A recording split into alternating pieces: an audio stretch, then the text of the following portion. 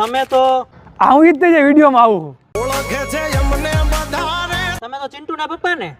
ના, ચિંટુ મારો છોકરો. તમે ઓય એવડાયા યારે હું ચિંટુની સ્કૂલનો પ્રિન્સિપાલ છું. લે, તમારી સ્કૂલ હવે ચિંટુના નામે ઓળખાય હે? છોડી દેજો સીધાય મારા ઓળખાતી નહોતી પણ હવે ઓળખાશે એવું લાગે છે. હા તો 50% આપવા પડશે પ્રોફિટમાંથી. ગજ નહીં વાગે તમારા તમારા ચિંટુનું ભણવામાં સેજે ધ્યાન નથી. આ તો ઘરે ધ્યાન ના આપતું એટલે તમારી પાસે મોકલી. નથી કોઈને તાગરે મળ્યા હજુ એમને માપવા અરે એ સ્કૂલના એકે શિક્ષકનું માનતો નથી. હવે એના બાપનું નથી માનતો તો બીજાનું શું માનવાનો હોય?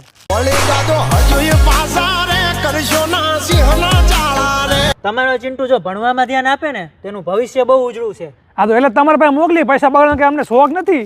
પણ અહીંયા બીજા છોકરાના ભવિષ્ય અંધારામાં નાખે એનું શું? આ તો બીજાના છોકરાના ભવિષ્યની ચિંતા મારે કરવાની?